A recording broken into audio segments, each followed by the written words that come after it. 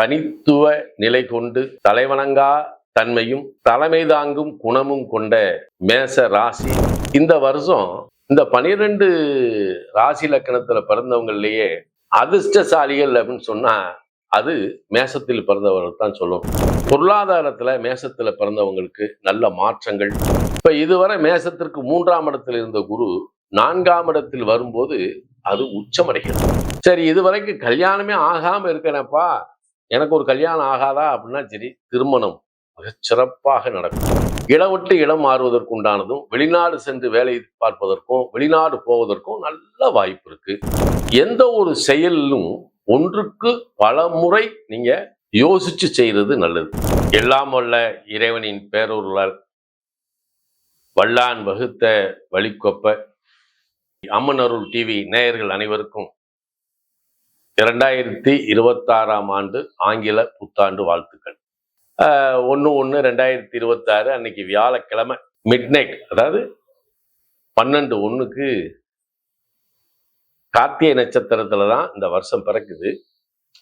ஆனா நம்ம தமிழ் கல்ச்சர் படி 6 மணிக்கு சூரிய உதயம் ஆகும்போது ரோகிணி நட்சத்திரத்துக்குள்ள வந்துடும். எது எப்படி இருந்தாலும் சரி, 2026 உலக நாடுகளுடைய பொருளாதார மேம்பாடு அப்படின்னு ஒண்ணு இருக்கு. உலகத் தலைவர்கள் அனைவருமே ஒன்று சேர்ந்து அல்லது சில குறிப்பிட்ட நாடுகள் ஒன்று சேர்ந்து தனக்கென்று புதிய பொருளாதார நிலையை உருவாக்கக்கூடிய சக்தியும் இதுல இருக்கு. ஆண்டவனுடைய அனுக்கிரகத்தால் இந்த கார்த்திகை நட்சத்திரத்தினுடைய அதிபதியாகிய சூரியன் போய் தனுசுல அந்த சுக்கிரன் சாரத்துல போய் உட்கார்றதுனால உலக நாடுகள் தன்னுடைய பார்வையில் சமாதானத்தை மேற்கொண்டு சண்டை இல்லாத ஒரு உலகத்தை இந்த 2026 மக்களுக்கு ஒரு ஆனந்தத்தை கொடுக்கும் என்பதில் மாற்றமில்லை. ஆனா நம்ம எல்லாருமே வேண்டி விரும்புறது உலகத்தில் இருக்கக்கூடிய அத்தனை மக்களும் தன்னுடைய வாழ்வியல்ல எந்த விதமான கஷ்டமும் நஷ்டமும் இல்லாம வாழணும் அப்படின்றதான் ஆசை. அது இந்த 2026 பூர்த்தியாகும். மருத்துவத்துறையில புதிய பரிணாமத்தை இந்த வருஷம் 2026 கொடுக்கும். ஏஐ டெக்னாலஜி, எலக்ட்ரானிக்ஸ் துறையில, அதே மாதிரி வாகன உற்பத்தி திறன், இதுல எல்லாம் இந்த 2026 ஒரு புதுமையினுடைய நிலையை அடைய போகுது அப்படின்றதுல மாற்றம் இல்லை. ஏன்னா இந்த கார்த்திகை நட்சத்திரம் அப்படின்றது ஒரு அற்புதமான நட்சத்திரம், சூரியனுடைய ஆதிக்கத்துக்குள்ள வருது. அப்ப உலக நாடுகள் அனைத்துமே எல்லா விதமான அந்த போர் நிலையெல்லாம் நிறுத்தி, ஏன்னா இப்ப ரஷ்யா உக்ரைன் போர், காசா இஸ்ரேல் போர், இந்த பக்கம் இப்ப தாய்லாந்து ஒரு போரை நடத்திக்கிட்டு இருக்கு. இதெல்லாம் இனி இருக்கக்கூடாது அப்படின்றதுதான். அது இந்த ஜனவரி மாதம் பிறந்து பிப்ரவரி தொடக்கத்திலேயே இதுக்கெல்லாம் ஒரு முற்றுப்புள்ளி வருமா என்றால் வரக்கூடிய நிலையில் கிரக நிலைகள் இருக்கிறது. இறைவனுடைய அனுக்கிரகத்தால் போர் நிறுத்தம் ஏற்பட்டு அங்குள்ள மக்கள் எல்லாம் சூட்சமடைகின்றதான் நம்மளுடைய பிரார்த்தனை. மற்றபடி இந்த உலகத்தினுடைய நிலை, அதுல தனித்தன்மையான இந்தியாவுடைய நிலை. இப்ப நம்ம உலக நாடுகள்லாம் நம்ம சொல்றோம், நம்ம இந்தியாவுலதான் இந்தியாவுடைய புதிய பரிணாமம் எல்லாமே மின்மயமாக்கலா இருக்கட்டும், டெக்னாலஜியில இருக்கட்டும், எஜுகேஷன்ல இருக்கட்டும், இதெல்லாம் இந்தியா உலகத்தில் ஒரு தனித்தன்மையை அடையும் அப்படின்றது 2026 தத்துவார்த்த விதி. இது ரொம்ப அற்புதமான வருஷம். அதுல தமிழ்நாட்டுல நிறைய மாற்றங்களை எதிர்பார்க்கலாம். ஏன்னா சமீபத்தில் 2026 தான் எலெக்ஷன் வர்றதாகவும் சொல்றாங்க. இதுலயும் நிறைய மாற்றங்கள் இருக்கு. அது மக்களுக்கு நலன் பயக்கக்கூடிய நிலையில யார் வந்தாலும் சரிதான் நமக்கு.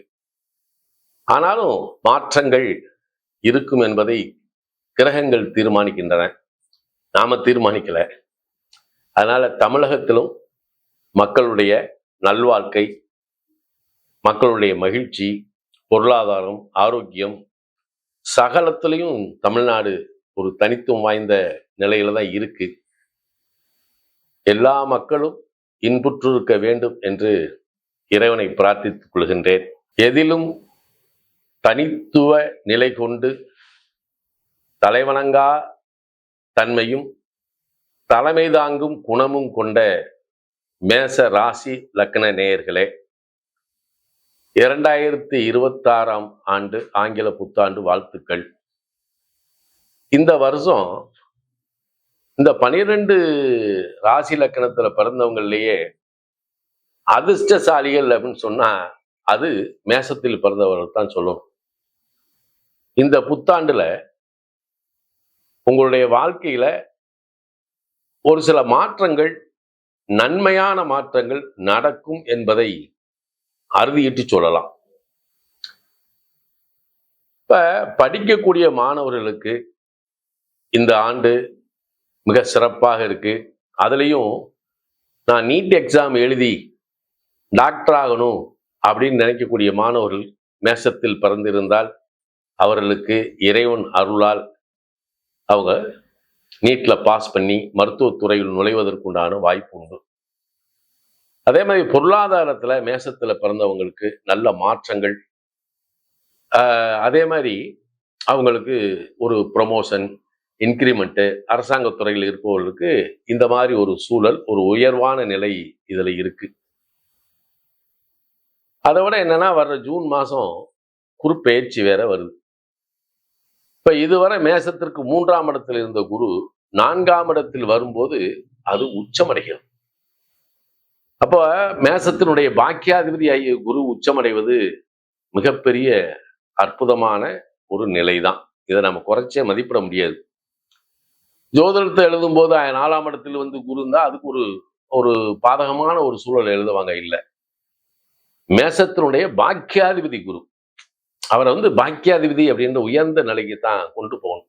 அவரு 4ஆம் இடத்துக்கு வரும்போது அவருடைய பார்வை 12ஆம் இடத்திற்கு விழுகும். அதே மாதிரி 8ஆம் இடத்துக்கும் விழுகும், 10ஆம் இடத்துக்கும் விழுகும். இதுலதான் நம்ம சுதாரிக்கணும். ஆனா அது குருப்பெயர்ச்சி பலன் வரும்போது அதை வியாக்கியானமா விளக்கமா நம்ம பார்க்கலாம். ஆனா மேசத்துல இருக்கிறவங்களுக்கு இந்த இந்த மேசத்தில் பிறந்தவர்களுடைய பூர்வீக சொத்து பிரிவினை இல்லாம கிடக்குன்னா பூர்வீக சொத்து பிரிவினை ஆயிரும்.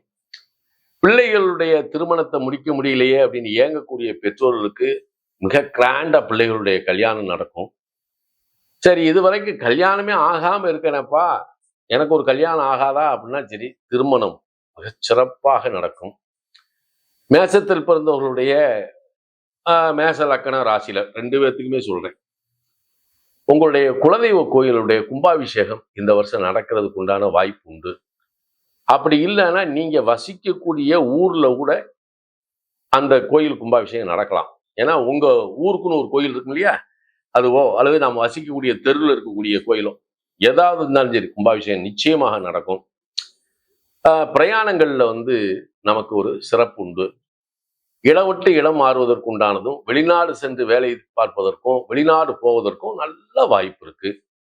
சரி, ஒரு கம்பெனி விட்டு கம்பெனி மாறணும்னு நினைக்கிறேன், எனக்கு இதோட நல்ல கம்பெனி கிடைக்குமா? நிச்சயமாக. ஏன்னா வேலையில சில மாற்றங்கள் உண்டு. இதெல்லாம் வந்து நமக்கு நன்மையா இருக்கே, பொருளாதாரத்துல ஒரு மேன்மை அடைகிறமே அப்படின்னா இதுல எங்களுக்கு எந்த விதமான பிரச்சனையும் இல்லையா அப்படின்னு நீங்க யோசிச்சிடக்கூடாது. என்ன காரணம்னா, இப்ப இந்த மேசத்தினுடைய கர்மஸ்தானாதிபதி லாபாதிபதினு சொல்லக்கூடிய சனி பகவான் வந்து 12ஆம் இடத்துல வந்து உட்கார்ந்துட்டார். அப்ப சுயதொழில் செய்யணும் அப்படின்னு விருப்பம் உள்ளவங்க முதலீடு பண்றதுக்கு உண்டான தொகையில பிரச்சனைகள் உண்டு. எவ்வளவு முதலீடு போட்டாலும் உடனே அதை வந்து பலாபலனை எதிர்பார்க்கிறது கஷ்டம். ஒண்ணு. அதை விட சனி பகவான் 12ஆம் இடத்தில் நின்று 2ஆம் இடத்தை 3ஆம் பார்வையால் பார்ப்பதால் என்னதான் வந்து இந்த 2026ல ஒரு சிறப்பான நிலை. ஏன்னா சந்திரன் வந்து அங்க 2ஆம் இடத்துல உச்சம், அதுவும் கார்த்திகை நட்சத்திரத்திலே நிற்கிறார்.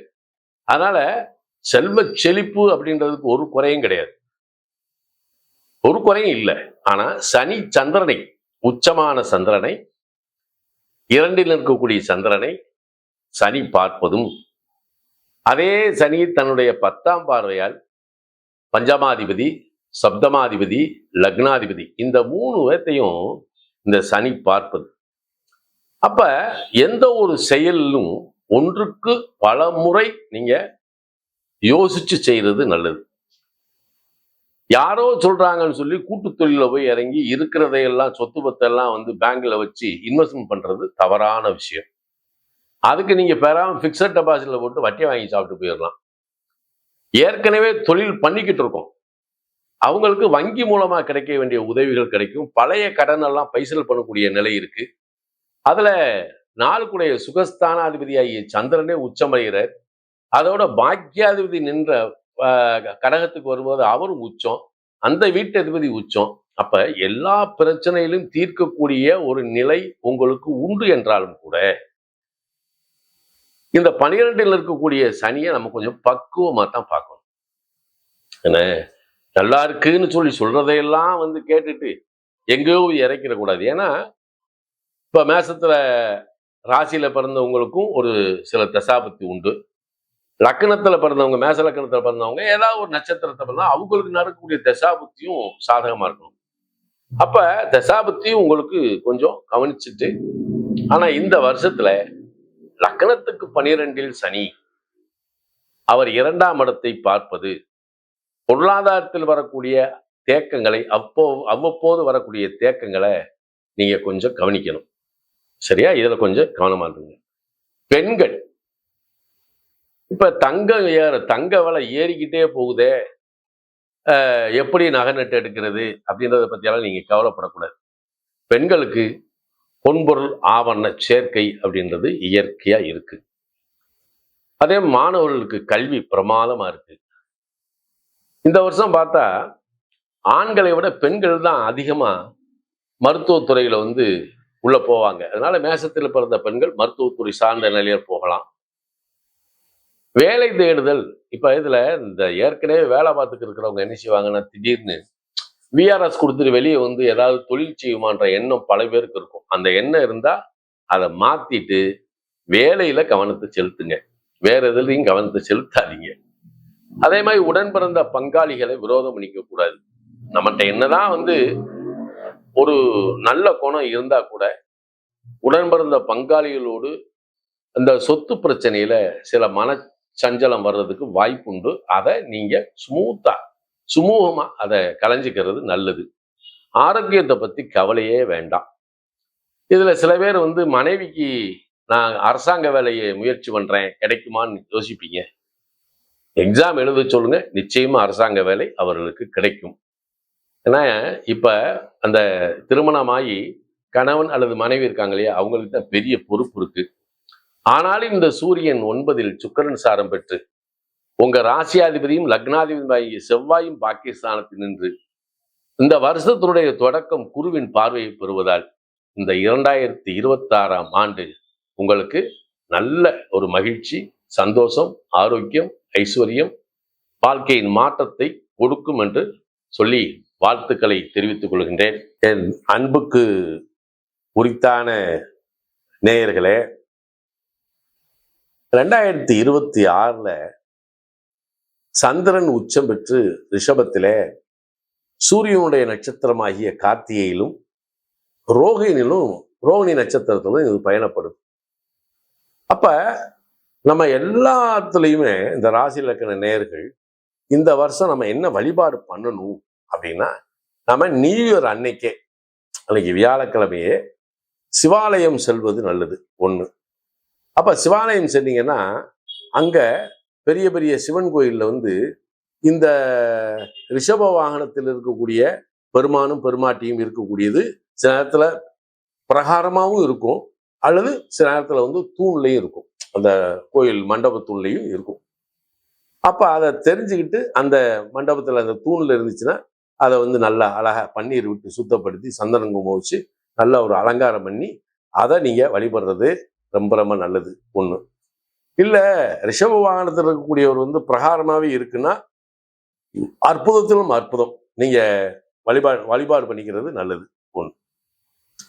அதை விட முக்கியமானது என்ன அப்படின்னா, நீங்க எந்த ஊர்ல வச்சாலும் நீங்க இருக்கக்கூடிய ஊர்ல அல்லது பக்கத்துல மாரியம்மன் கோயில் இருக்கும். அப்ப அன்னைக்கு நீங்க மாரியம்மன் கோயில்ல போய் அம்பாளுக்கு வந்து இந்த செவந்தி மாலை போட்டு அம்பாளை வணங்குறது அப்படின்றது ரொம்ப ரொம்ப உசித்தம். சரி, இந்த சூரியன் வந்து தனுசுல சுக்கிரன் சாரத்துல இருக்கனால நீங்க சிவாலயம் சென்று சிவனையும் அம்பாளையும் வணங்கி அம்பாள் பிரகாரத்துல வந்து ஒரு நெய் தீபம் போடுறது ரொம்ப ரொம்ப விசேஷம். அம்பாள் பிரகாரத்துல நெய் விளக்கு போடுறது. சரி, இது ஒரு பக்கம். காலையில என்ன செய்யறோம்? புத்தாண்டு. இந்த ஆங்கில புத்தாண்டை வந்து மனசால நல்லா கொண்டாடுறவங்க, நல்லா இருக்கணும் அப்படின்னு நினைக்கிறவங்க தான் எல்லாரும். இப்ப நம்ம இதெல்லாம் போடும்போது என்ன சில பேரு, நாம தமிழ் புத்தாண்டத்தானே எடுத்துக்கிடணும். சரித்தான்ப்பா, ஆங்கில புத்தாண்டு உலகம் பூரா கொண்டாடுறானே. அவனுக்கு தனித்தனி மொழி, தனித்தனி பழக்க வழக்கம், பண்பாடு, கலாச்சாரம் இருந்தாலும் உலக நாடுகள் பூரா வந்து ஆங்கில புத்தாண்டா கொண்டாடுறான். அதனால நம்ம மக்கள் கொண்டாடுறது ஒன்றும் தப்பு இல்லை. ஏன்னா இந்த எதிர்மறையான சிந்தனையாளர்களுக்காக சொல்றேன். என்ன, உன்னை விட நாத்தியம் பேசினவே நானு. அதனால 2026ல நாம என்ன செய்யலாம் அப்படின்னா, காலையில் நம்ம வீட்டுல சின்னதா ஒரு பாயாசம் பண்ணி நம்ம வீட்டில் இருக்கக்கூடிய சுவாமி படங்களுக்கெல்லாம் வந்து பூ போட்டு இந்த ஒரு பாயாசத்தை நெய்வேத்தியம் பண்ணலாம். சக்கரை பொங்கல் நெய்வேத்தியம் பண்ணலாம். கண்டிப்பா தேங்காய் பழம் வந்து உடைச்சு நீங்க உங்க குலதெய்வத்தை நினைச்சு அது நெய்வேத்தியம் பண்ணிக்கிறது நல்லது. நீங்க நல்லா கவனிங்க, 2026 வியாழக்கிழமை அன்னைக்கு நீங்க அதிகாலையா இருந்தாலும் சரி, எந்த நேரமா இருந்தாலும் சரி, உங்க வீட்டுல வந்து சக்கரை பொங்கல் நெய்வேத்தியம் பண்ணி பாருங்க. இந்த வருஷம் உங்க வீட்டுல வற்றாத செல்வம் நிச்சயமாக வரும் என்பதுல மாற்று கருத்தே இல்லை. எழுதி வச்சுக்கோங்க. ஏன்னா ஒண்ணு. இன்னொரு பக்கம் என்னன்னா, அந்த இடத்துல இப்ப அது வந்து ரிஷபத்துலதான் சந்திரன் வந்து நிக்க இந்த வருஷம் பிறக்குது. சூரியன் சுக்கிரன் செவ்வாய் வந்து தனுசுல போய் நிக்குது. இது காலபுருஷனுக்கு பாத்தீங்கன்னா தன பாக்கியாதிபதி. அப்ப நிச்சயமாக இந்த வருஷம் வந்து அனைவருக்கும் செல்வ செழிப்பை, நிதிநிலையை உயர்த்தி கொடுக்க போகிறது என்பது உண்மை. அதை எப்படி செய்யணும் அப்படின்னா ஒன்றும் கிடையாது. ஒரு காப்படி சக்கரை பொங்கல் வைங்க. அது ஒரு நல்ல தாம்பாள தட்டில் வாழை இலையை வச்சு சக்கரை பொங்கல் அதில் பரிமாறி, நல்லா இது பண்ணியாலும் சூடு இருக்கக்கூடாது, பரிமாறி அருகம்புல் கொஞ்சம் ஒரு 5 ரூபாய்க்கு வாங்குங்க. உங்கள் ஊரில் இல்லை, உங்கள் வீட்டு பக்கத்தில் இருந்தால் பிடிங்கிக்கங்க. அதை அழகா அதுலேயும் வச்சு ஒரு 5 வாழைப்பழத்தையும் வச்சு நல்லா சாமி கும்பிடுங்க உங்கள் வீட்டில். ஏன்னா நல்ல சாமி கும்பிட்டு ஏன்னா அப்போ அந்த கையில் எப்படி வச்சுக்கோங்கன்னா, இதை வந்து நம்ம வீட்டில் நெய்வேத்தியம் பண்ணும்போது நம்ம வீட்டில் ஒரு 11 ரூபாயோ அல்லது 101 ரூபாயோ வச்சு பிரார்த்தனை பண்ணி இந்த ரூபாயையும் கையில் வச்சுக்குங்க. அப்படியே பசுமாடு உங்கள் வீட்டு பக்கத்தில் இருக்குது அப்படின்னா அந்த பசுமாட்டுக்கு இதை வச்சு அந்த பசுமாட்டை நீங்கள் உங்களுக்கு முடிஞ்சா 3 முறை வாங்க, இல்லாட்டி 1 முறை வாங்க, இல்லாட்டி ஒரு 10 முறை கூட வரலாம், 11 முறை வரலாம். அப்படி சுற்றி அப்படியே அதை சாப்பிட்டு முடிச்ச உடனே ஆனந்தமாக அதை நமஸ்காரம் பண்ணிட்டு அப்படியே வந்து அந்த ரூபாயை உங்கள் கஜானால நீங்கள் எங்கே பணம் சேர்க்குறீங்களோ அந்த இடத்துல அந்த ரூபாயை வச்சிருங்க. இதை வச்சு பாருங்க. இந்த வருஷம், அடுத்த வருஷம் உங்களுடைய அனுபவத்தை என்கிட்ட சொல்லுங்க கமெண்ட்ல. ரொம்ப அற்புதமா இருக்கும். பசுவிற்கு பொங்கல் கொடுப்பதும் நீங்க வீட்டுல பொங்கல் நைவேத்தியம் பண்றதும் நல்லா இருக்கும். நல்லா தெரிஞ்சுங்க. உங்க ஊர்ல இருக்கக்கூடிய மாரியம்மனை விட்டுறாங்க. சிவன் கோயில நெய் விளக்கு இதை செஞ்சுட்டு வாங்க. அதே மாதிரி வியாழக்கிழமை எழுந்தவுடன் காலையில் உதயமாகக்கூடிய சூரியனை கண்டு உங்கள் பிரார்த்தனையை செய்யுங்கள். இந்த 2026 அனைவருக்குமான ஆனந்தத்தை தந்தருளும் என்பதில் மாற்றமில்லை. அனைவருக்கும் எமது 2026 புத்தாண்டு வாழ்த்து.